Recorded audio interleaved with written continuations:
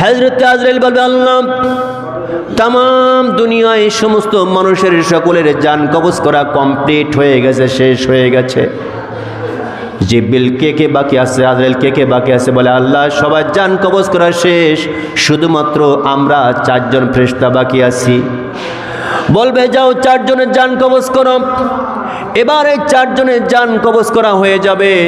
লাস্টে আল্লাহ রব্বুল আলামিন ডেকে বলবে, আজরাইল রে, আর কার জান কবজ করতে বাকি আছে? বলবে, আল্লাহ, তামাম দুনিয়ায় যত জীবন ছিল সব জান কবজ করা শেষ, ফেরেশতাগুলো শেষ, জিনগুলো শেষ, শুধুমাত্র তামাম দুনিয়ার মধ্যে আপনি আল্লাহ রব্বুল আলামিন আর আমি আপনার ফেরেশতা ছাড়া আর দ্বিতীয় আর কেউ বেঁচে নাই।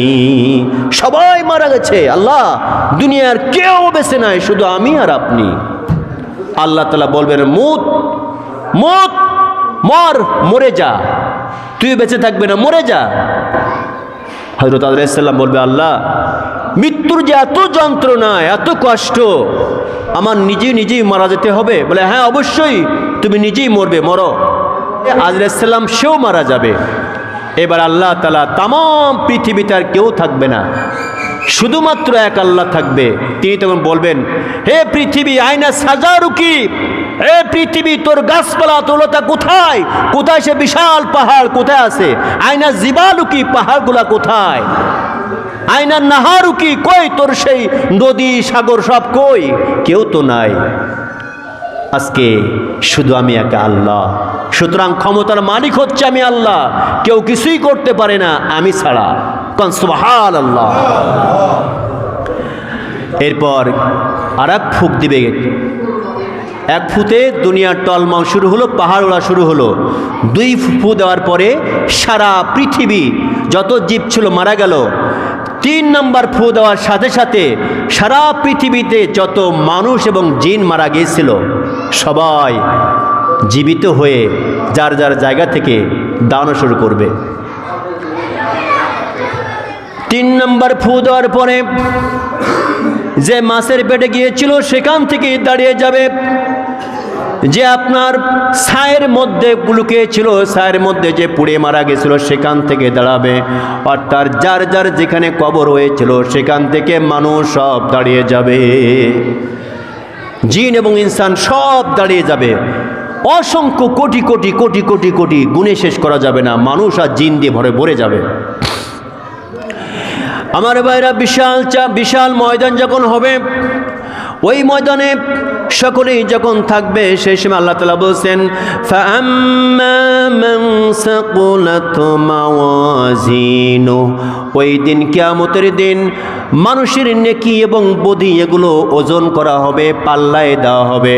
সমস্ত মানুষ যখন উঠবে, এবার পাল্লা খাড়া করানো হবে, ওজন নেকি বদি ওজন দেওয়া শুরু হবে।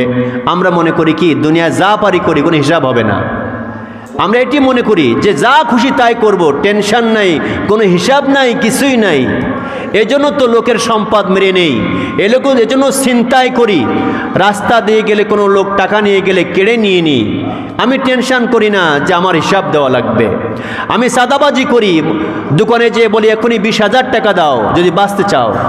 আমি বিভিন্ন প্রকার অবৈধ উপায়ে টাকা ইনকাম করি, কিন্তু কই, ধরা খেতে হবে।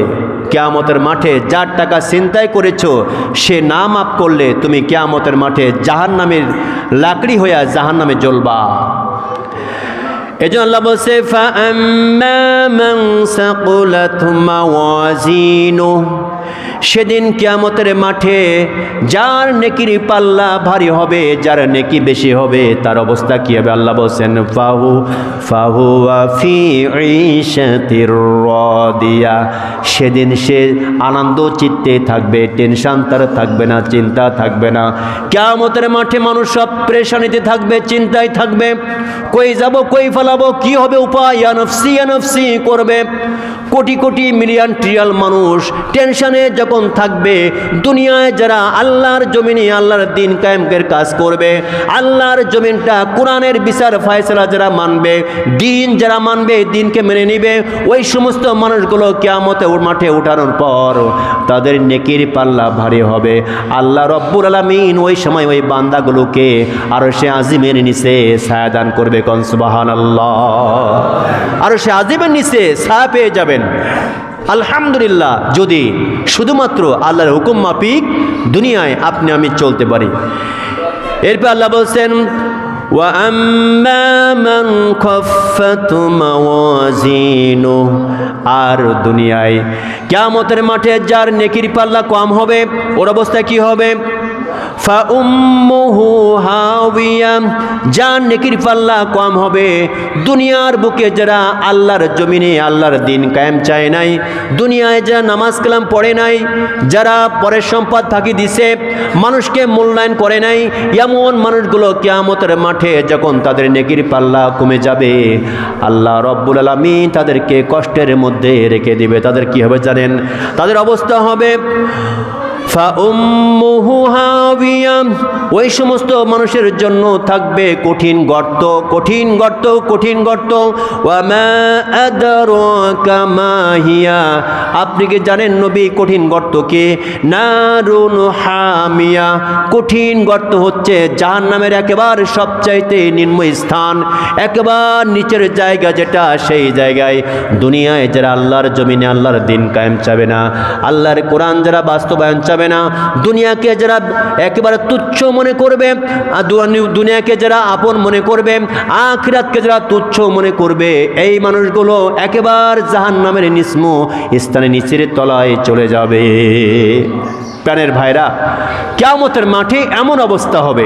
এবার আসেন, আপনার আমার ইচ্ছা থাকতে পারে দুনিয়ায় কত আত্মীয় স্বজন ছিল, যার সুখের জন্য ব্যাংকের থেকে লোনের টাকা নিয়ে বাড়ি করলাম, যে বউয়ের সুখের জন্য সুদের টাকা নিয়ে বাড়ি করলাম, যে ছেলে মেয়ের সুখের জন্য কোটি কোটি টাকা ঋণ নিয়ে বাড়ি করলাম, সেই ছেলে, সেই মেয়ে, সেই বউ আপনার কি বলে একটু দেখেন, কি কাজে লাগে দেখেন। আল্লাহ তাআলা কত জ্ঞানী, সমস্ত বিষয় উঠায় ধরেছেন। কারণ আলহামদুলিল্লাহ, আল্লাহ তাআলা বলেন, কোরআন থেকে বলি ভাই, এটাই ভালো হবে। ইয়াউমা ইয়াফিরুল মারউ মিন আখি, আল্লাহ তাআলা বলেন কিয়ামত যখন সংগঠিত হবে, মানুষ যখন ছুটাছুটি করবে, ইয়াউমা ইয়াফিরুল, ওই সময় মানুষ ফিরে যাবে, দৌড়াবে, পালাবে। কোত্থেকে? মারউ, মানুষ, মিন আখি, তার নিজের ভাই থেকে, আখিহি, নিজের ভাই থেকে। কিয়ামতের মাঠে মানুষ যখন দেখবে আমার সে বড় ভাই, বড় ভাইকে দেখা মাত্র পালানো শুরু করবে, না ভাইয়ের কাছে যাওয়া যাবে না, ভাইকে দেখে সে পালাবে। আপন মায়ের পেটের ভাইকে দেখে সে পালাবে, বড় ভাই ছোট ভাইকে দেখে পালাবে, ছোট ভাই বড় ভাইকে দেখে পালাবে। এরপরে প্রশ্ন হলো, আল্লাহ শুধু কি এটাই না, আর কিছু আছে?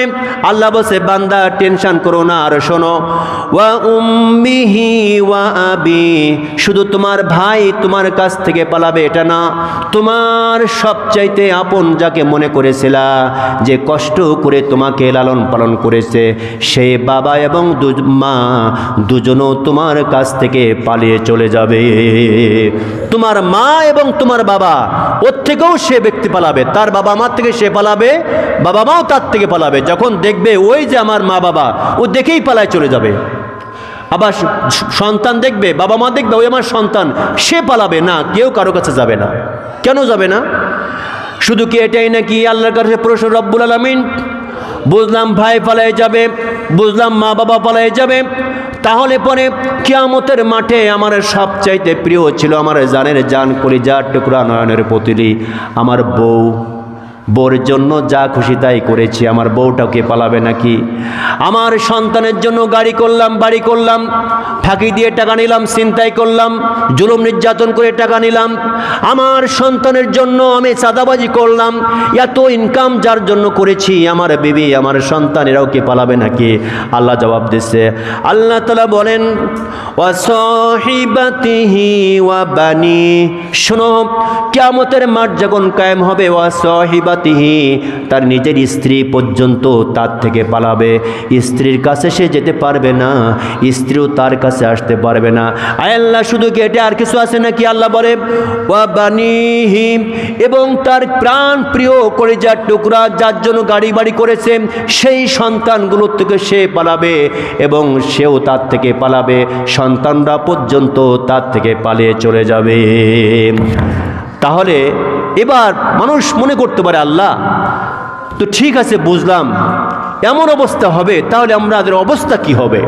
আল্লাহর পয়গম্বর মুহাম্মদ সাল্লাল্লাহু আলাইহি সাল্লাম একদিন তা আলোচনার মধ্যে বলছেন, কিয়ামতের মাঠ যখন কায়েম হবে, কিয়ামতের মাঠে সমস্ত মানুষ সব উলাঙ্গ হয়ে উঠবে, উলাঙ্গ, কারো কাছে কোনো কাপড় চোপড় থাকবে না। কিয়ামতের মাঠে মানুষ বস্ত্রহীন হয়ে উঠবে। এখন প্রশ্ন হলো, কিয়ামতের মাঠে যদি বস্ত্রহীন হয়ে উঠতে হয়, মানুষ তো মানুষের দিকে তাকাবে, লজ্জা লাগবে না? একটা ছেলে যখন মেয়ের দিকে তাকাবে লজ্জা লাগবে না?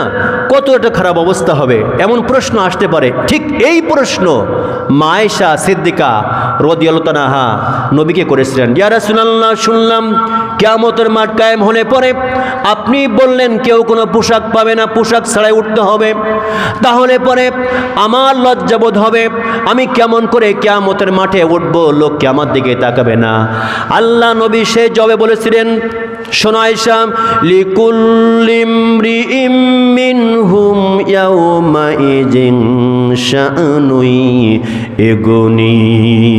শোনো রে আয়েশা, কিয়ামতটা এমন হবে, প্রতিটা মানুষ যার যার চিন্তায় পেরেশানি থাকবে, যার যার টেনশনে নিজেই থাকবে, নিজে নিজের চিন্তা করবে, অন্যের চিন্তার সময় নাই, নিজে নিজের দিকে শুধু চিন্তা করবে, কার চেহারা কেমন, কে কেমন, লম্বা না খাটো, পরিষ্কার না নোংরা, কেউ কারোর দিকে তাকাবে না, খেয়াল করবে না, নিজের চিন্তায় শুধু নিজে বিভোর থাকবে। একটা মানুষও সেদিন কারোর দিকে তাকানোর সময় পাবে না। এরপরে কি হবে? আল্লাহর কাছে প্রশ্ন, রব্বুল আলামিন, বুঝলাম সবাই উলঙ্গ হয়ে উঠবে, কারো পোশাক থাকবে না, সবাই ব্যস্ত থাকবে, তাহলে কি আমরা কই যাব?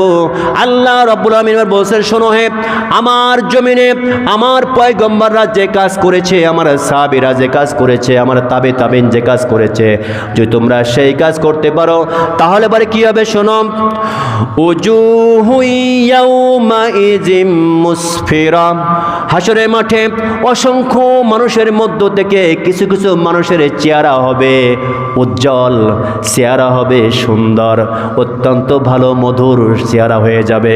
অনেক মানুষের ভিতরে কিছু কিছু মানুষের চেহারা অত্যন্ত সুন্দর হবে, অত্যন্ত ভালো হবে। একটু জিকির করে লা ইলাহা, জোরে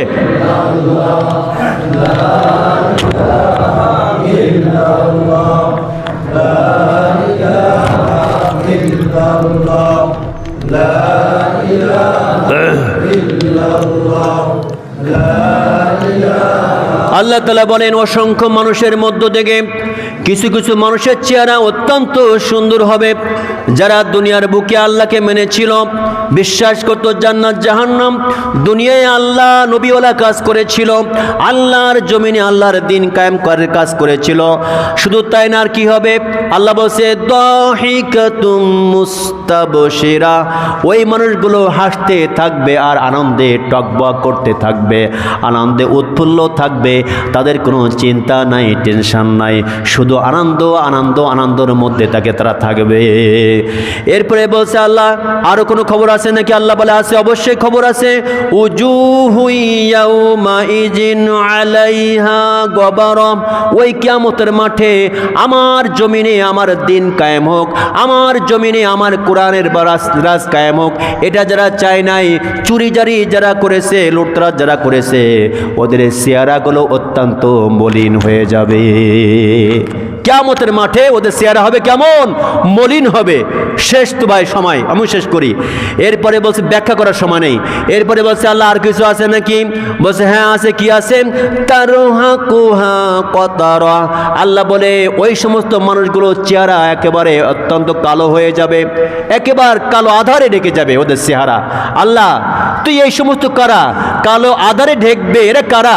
আল্লাহ বলছেন উলাইকা হুমুল কাফারাতুল ফাজারা, ওই সমস্ত লোকগুলো হচ্ছে আমার দিন মানে নাই, আমার নবীর আদর্শ মানে নাই, দুনিয়ার বুকে অন্যের আদর্শ মেনেছে, আমার নবীর আদর্শ মানে নাই, আমার জমিনে আমার নবীর আদর্শ বাস্তবায়ন করে নাই, বাপের আদর্শ বাস্তবায়ন করার জন্য পাগল ছিল, আমার জমিনে আমার নবীর আদর্শ পালন করে নাই, সে ছিল স্বামীর আদর্শ।